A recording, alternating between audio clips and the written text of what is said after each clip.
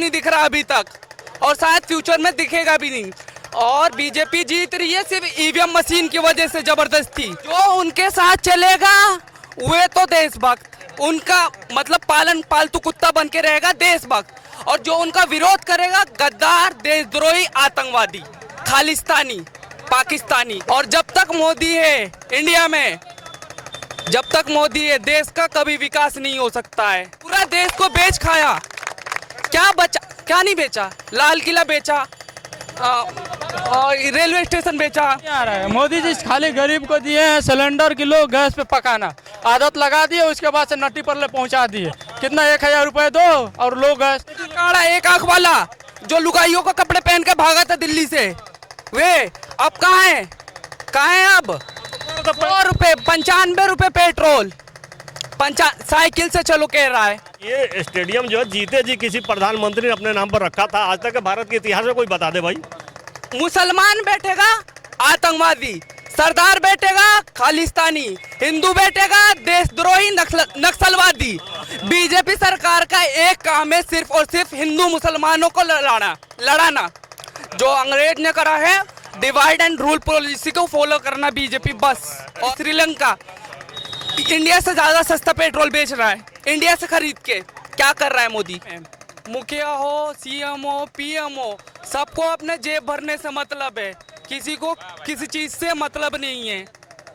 और जब तक मोदी है इंडिया में, जब तक मोदी है, देश का कभी विकास नहीं हो सकता है, कुछ नहीं हो सकता है। आप देखिए क्या किया मोदी, पूरा देश को बेच खाया, पूरा देश को बेच खाया। क्या बचा, क्या नहीं बेचा? लाल किला बेचा, रेलवे स्टेशन बेचा, इंदिरा गांधी एयरपोर्ट, नेशनल। जब से आए हैं इंडिया में क्या किया मोदी? गिनवाइए, काम गिनवाइए हमें आप। जनता गिनवाएगी, कुछ नहीं किया ना। हम तो हमारे पास तो हमारे नॉलेज में तो ऐसा कुछ काम नहीं है जो करा। जो भी दिख रहा है ये कांग्रेस की सरकार का ही दिख रहा है, बीजेपी का कुछ नहीं दिख रहा अभी तक, और शायद फ्यूचर में दिखेगा भी नहीं।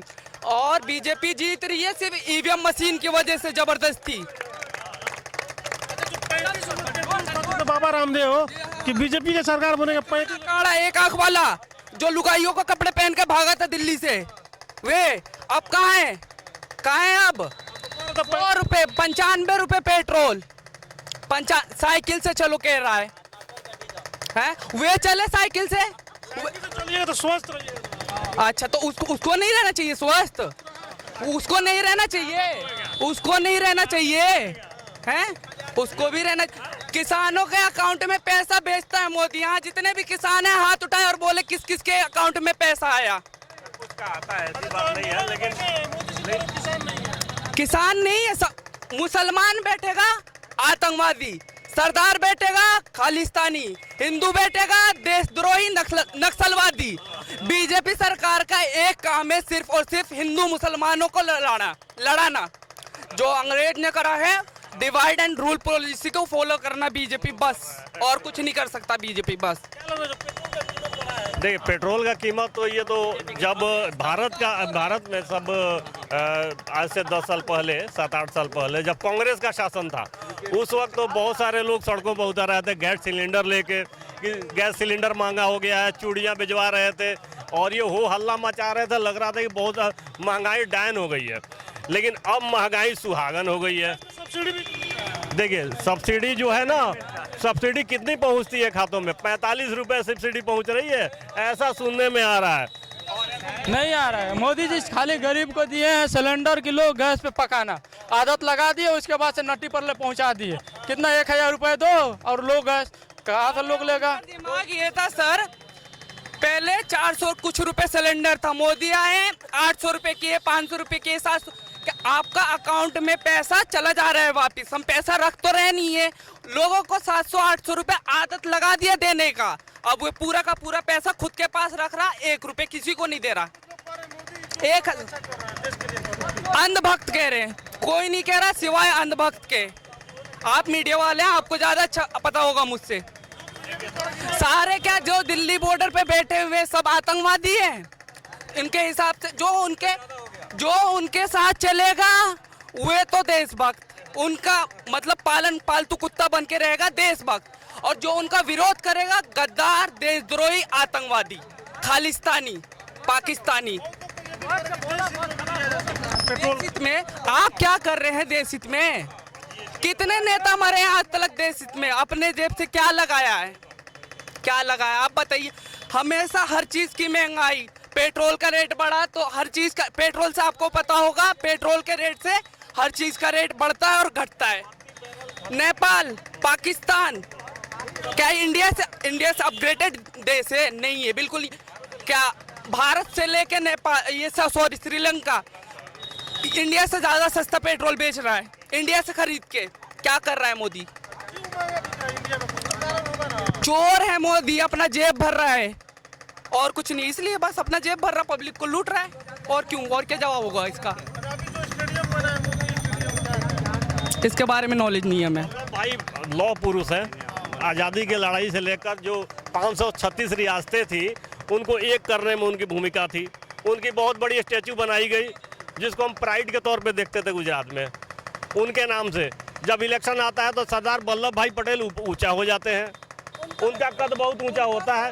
अब उनके नाम पर भूमि का पूंजीकरण कर शिलान्यास करके आप अपना नाम रख देते हैं, तो बताइए कहाँ तक न्यायोचित है? आपको ये स्टेडियम जो है जीते जी किसी प्रधानमंत्री ने अपने नाम पर रखा था? आज तक भारत के इतिहास में कोई बता दे भाई, ऐसा हुआ ही नहीं था आज तक। ये इतिहास जो है ना बिल्कुल अलग तरीके से लिखी जा रही है और लिखी जाएगी। इनकी जो कार्य प्रणाली है ना वो 7वें अजूबे से भी कहीं अलग हटके है। इनकी कार्य प्रणाली कहीं भी संतोषजनक नहीं है। हम 1989-88 से भारत की राजनीति को देखते चले आ रहे हैं। हमने 1989 का भी चुनाव देखा था जब जनार्दन सिंह यहाँ से निर्वाचित नहीं चुने गए थे। मजबूत प्रधान नहीं मिला है, नहीं मिला है। चाइना में घुस कर चाहे हमारे इंडिया के 20 जवान 40 जवान मारे गए, चाइना से क्या किया उसका रिपोर्ट आज तक आया? पब्लिक को कुछ खबर मिला? नहीं मिला। ये मूर्ति बनाते सरदार वल्लभ भाई पटेल की, और जी डोनाल्ड ट्रंप आते तो 100 करोड़ खर्चा करते। तो सर मैं ये कह रहा हूँ जो वे 100 करोड़ ट्रंप के ऊपर खर्चा कर सकते हैं, अगर वे 100 करोड़ अपने आवाम में वहाँ बांटते वे ज़्यादा अच्छा। वे अपने गरीब लोगों को छुपा रहे हुए, मतलब वे ढक रहे, छुपा रहे। वे 100 करोड़ अगर वे गरीबों में बांटते तो वे गरीब उनको चाहता हूँ सर, हाउडी मोदी और वेलकम नमस्ते ट्रम्प में कितनी जो आयोजन हुआ था इस इवेंट में कितना करोड़ लाख का खर्चा हुआ होगा। वो खर्चा वहाँ नहीं करके अगर भारत की गरीब जनता पर किया जाता तो देश का कितना भला होता। आप जीएसटी की बात कर रहे हैं, हम जीएसटी अब सामने ला रहे हैं आपको। पहले पेट्रोल और डीजल, इसको जीएसटी के दायरे में क्यों नहीं रखा जा रहा है? देखिए जीएसटी के दायरे में पेट्रोल डीजल आ जाता है तो 30 रुपया और कम से कम हो जाएगा तेल का रेट, लेकिन इसको जीएसटी के दायरे में नहीं ला रहे हैं। आप एक इन्वर्टर खरीदने जा रहे हैं, टीवी, कूलर, कुछ भी कोई सामान, चॉकलेट तक खरीदते हैं तो उसमें जीएसटी लगता है आपको, ठीक है। लेकिन जीएसटी जो 28% जो दर है वो बहुत सारी खाने पीने की चीज़ों में नहीं होनी चाहिए। अगर मैं सही तरह से एनालिसिस करके बोलूं तो खाने पीने की चीज़ों में 5% की जीएसटी की दर रखनी चाहिए थी, लेकिन बहुत सारी चीज़ों में 28% तक भी है। खैर इलेक्ट्रॉनिक्स और 4 पहिया और 2 पहिया वाहन 28% है, वहाँ तक मैं चलता, कोई बात नहीं, कोई मुश्किल नहीं है। आप बहुत सारी जैसे वस्त्र है, कपड़े हैं, इसमें भी 15% 18% जीएसटी लग रहा है। गरीब कैसे उतना बियर कर पाएगा? ये जीएसटी जो है ना कई सारी चीज़ों का रेट बढ़ा दिया है, लोगों के ऊपर एक्स्ट्रा बर्डन है ये। इसीलिए तो संसद में कैसे फायदा पहुंचता है हमको, राजकोष में वृद्धि होती है, इसको मैं मान सकता हूं, लेकिन पब्लिक के ऊपर अधिभार पड़ रहा है, इसको आप नहीं देखते हैं। पब्लिक किस तरह से कोरोना काल में उभरी है, लोगों के पास रोजगार कम होता जा रहा है, लोगों की जेब हल्की, और उसके बाद से आप गब्बर सिंह टैक्स, जीएसटी को मैं गब्बर सिंह टैक्स बोलूँगा क्योंकि संसद में राहुल गांधी नहीं बोला था, गब्बर सिंह टैक्स है। तो ये जीएसटी का अधिभार लोग सहन नहीं कर पाएंगे, ये बहुत सही नहीं हो रहा है भारत के लोगों के साथ। देश जो लोगों के पास पैसे की कमी हो रही है, कोरोना में लोगों की कमर टूट चुकी है, जीएसटी में अभी भी कुछ फेर बदल करना चाहिए। जो चीज़ 28% के दायरे में है उसको 5% 7% ऐसे करना चाहिए था गवर्नमेंट को, कुछ संशोधन जरूरी है। दिक्कत ये है, हम लोग का इंदिरा आवास जो है पास हो चुका है, सभी गरीब।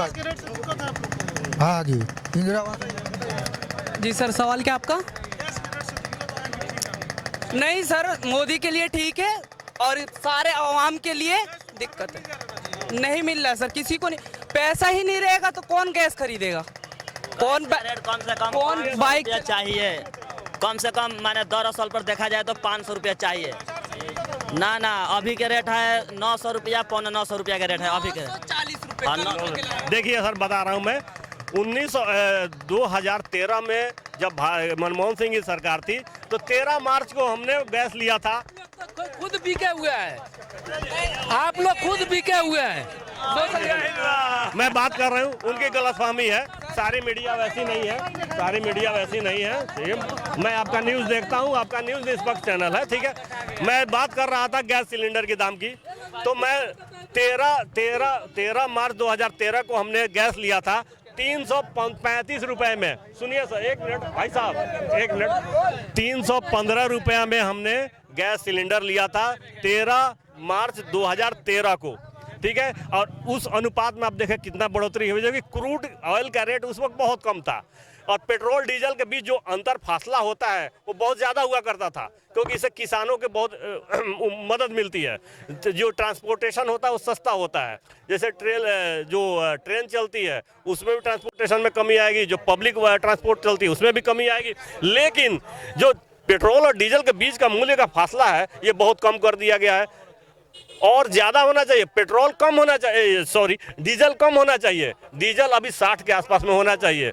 हाँ, अंतर होना चाहिए सर। जब इंडिया हर चीज में मतलब बीजेपी गवर्नमेंट का जब तक पाकिस्तान का नाम नहीं ले तब तक उसका खाना हजम ना हो। जब वो हर चीज पाकिस्तान से कंपेयर करता है तो वो पेट्रोल से भी कंपेयर करे ना, अपने आवाम को सुविधा दे। और मीडिया की जहाँ तक बात रही तो मोदी ने सबसे पहले आते ये काम करा, जितने भी बड़े ओहदे पे थे अपने लोगों को बैठाया, मीडिया खरीदा, जो खरीदा जा सका उसे खरीदा उसने, और जो नहीं खरीदा जा सका उसे उसने बैंड करवा दिया, जेल में डलवा दिया। कुछ भी देशद्रोही आतंकवादी कुछ भी बता देगा, वे कुछ भी कर देगा। अगर आप ये सच्चाई दिखाएंगे आपके ऊपर भी कल को केस हो सकता है, ऐसा आपको पता होना चाहिए।